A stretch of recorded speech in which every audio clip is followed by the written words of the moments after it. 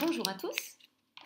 Un petit point pour bien faire la différence entre des mots qui dans la vie courante sont parfois synonymes dans certains contextes et qui en mathématiques ne le sont pas. Parce qu'en mathématiques, nous essayons, ce n'est pas toujours tout à fait le cas, mais nous essayons d'être le plus univoque possible pour bien nous comprendre. Alors, ces mots, ce sont les mots contraire, opposé, inverse, et je vais ajouter réciproque, même si je vais me mettre un O, c'est un peu différent, quoi. Voilà.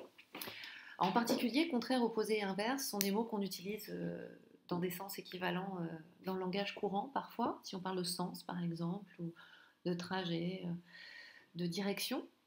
Alors en mathématiques, les mots opposé et inverse s'appliquent au calcul numérique, enfin au calcul, et le mot contraire s'applique plutôt, disons au niveau du collège, aux probabilités.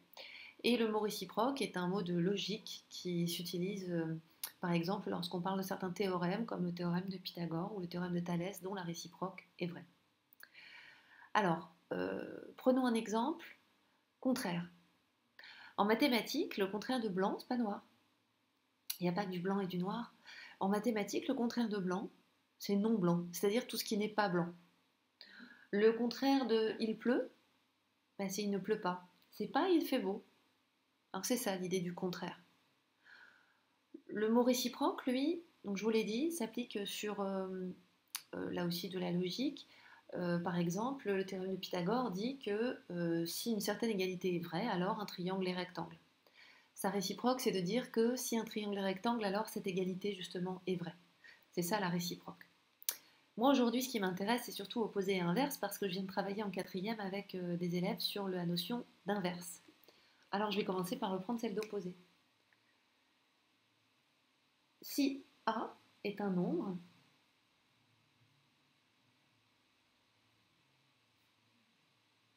son opposé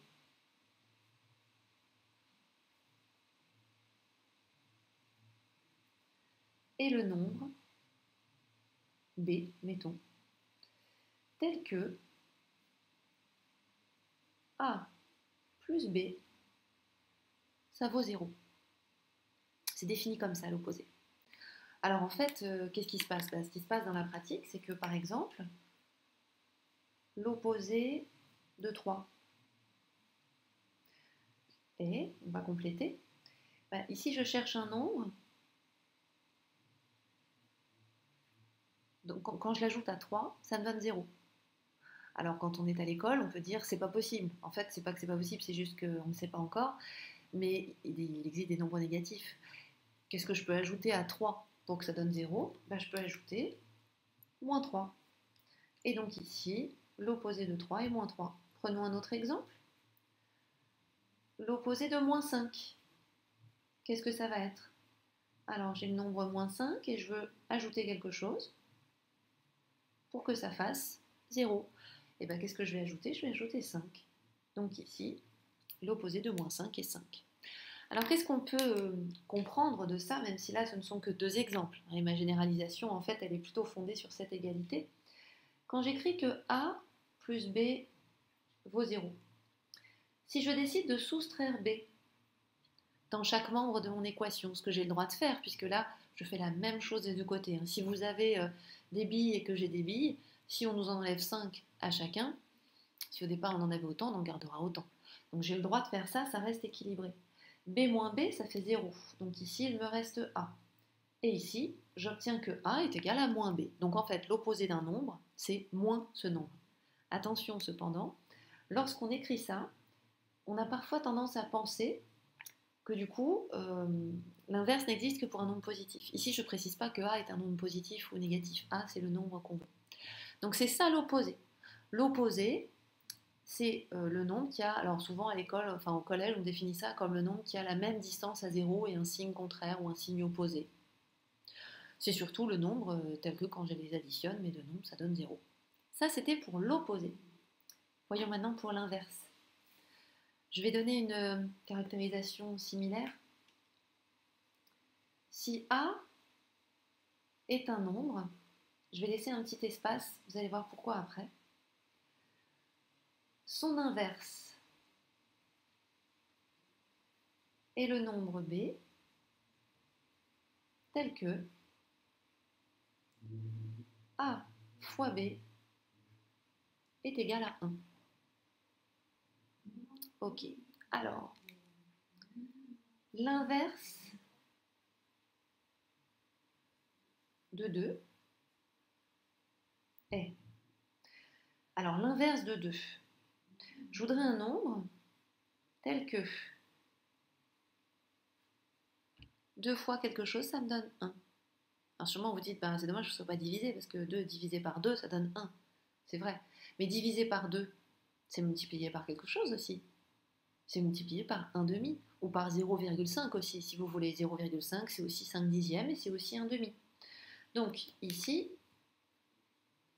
l'inverse de 2 est 1 demi. D'accord. Prenons... hop, excusez-moi, je bouge ma feuille. L'inverse de 7. Alors, 7 fois quelque chose égale 1. Et ça, en fait, c'est la définition de la fraction qu'on essaie de faire comprendre aux élèves de 6e. La définition de la fraction, si vous vous souvenez de ce que j'ai fait dans une autre vidéo, c'est que a fois b sur a, ça donne b. Pour a différent de 0, parce qu'on n'a pas le droit de diviser par 0, on va en reparler. Donc ici, je veux que b vale 1. Ok, donc ça déjà j'ai 1. Et je veux ici a, 7. L'inverse de 7, c'est 1 septième. 7 fois 1 septième, ça fait 1. Si vous prenez 7 fois une part de 1 septième, vous avez reconstitué l'unité. Donc, il semblerait que quand on a un nombre entier, l'inverse c'est 1 sur ce nombre. Ok, maintenant voyons ce qui se passe, par exemple, un nombre entier ou un nombre décimal d'ailleurs. L'inverse de 2 cinquièmes, qu'est-ce que ça va être? Alors, j'ai 2 cinquièmes, je vais multiplier par quelque chose pour que ça fasse 1. Comment faire? Tout à l'heure, des élèves m'ont dit, bah, l'inverse, ça aurait été bien que le numérateur se retrouve au dénominateur et le dénominateur se retrouve au numérateur. C'est vrai, peut-être, pourquoi pas. Essayons. Si je mets 5 demi, donc j'ai inversé numérateur et dénominateur, qu'est-ce que ça me donne ça? 2 fois 5, 10. 5 fois 2, 10. Ah oui, vous avez raison, ça fonctionne. Alors pourquoi est-ce que ça fonctionne là? Pour des raisons en fait de simplification. Ici, l'inverse de 2 cinquièmes, c'est aussi, enfin c'est 5 demi, ou si vous préférez 2,5, évidemment, il y a différentes façons de l'écrire. Donc ça, c'est pour l'inverse d'un nombre. Autrement dit, les élèves ont résumé tout à l'heure en me disant, quand c'est un nombre qui n'est pas sous forme de fraction, ça donne 1 sur ce nombre, et quand c'est un nombre sous forme de fraction, eh ben, on intervertit le numérateur et le dénominateur. Ok, on peut le voir comme ça. Moi, ce que j'aimerais que ces élèves retiennent, c'est la définition. C'est qu'en fait, le produit de deux nombres inverses vaut 1, parce que c'est quand même la définition à la base. Alors, pourquoi est-ce que j'ai laissé une petite place ici? Eh bien, j'ai laissé une petite place parce que, je viens de vous le dire, on n'a pas le droit de diviser un nombre par 0. Ici, je dois donc ajouter que ce nombre est non nul. Alors justement, il y a deux cas particuliers. J'ai demandé tout à l'heure aux élèves de 4e s'ils pensaient qu'il existait des nombres qui soient leur propre inverse. Alors ils m'en ont proposé 3. Ils m'ont proposé 1. L'inverse de 1 est 1 sur 1, c'est-à-dire 1. Très bien, 1 ça fonctionne, l'inverse de 1 est lui-même 1. Ils ont pensé, et ça c'est drôlement bien, à me proposer moins 1. Super. 1 sur moins 1. La règle des signes veut que un quotient d'un nombre positif par un nombre négatif me donne un résultat négatif. Et dans 1, il y a combien de fois 1? Bah 1. Ok, l'inverse de 1 est moins 1, ça marche aussi. Et tout à l'heure, ils m'ont proposé aussi l'inverse de 0. Alors l'inverse de 0, on l'écrirait 1 sur 0. Alors moi, en terminale, j'ai eu un professeur. J'ai eu 8 professeurs en terminale. On a eu des petits soucis en terminale quand j'étais lycéenne. Et un de ces professeurs, le dernier qu'on a eu dans l'année d'ailleurs, nous avait décidé que si nous écrivions une division par zéro, un inverse de zéro quelque part sur notre copie, quoi qu'on ait fait, de toute façon, on avait zéro. Il nous disait en faisant ça, vous détruisez l'univers. Ça m'a un petit peu marqué quand même. Ça a laissé une trace. Donc je ne peux pas vous écrire l'inverse de zéro, c'est 1 sur zéro. C'est pas possible, je ne peux pas faire ça. Par contre, ce que je peux écrire, c'est que l'inverse de zéro n'existe pas. Donc zéro n'est pas son propre inverse, zéro n'admet pas d'inverse. Voilà ce que j'aimerais que les élèves retiennent sur la notion d'inverse, qui leur servira en troisième en particulier pour construire la division de fractions. À bientôt!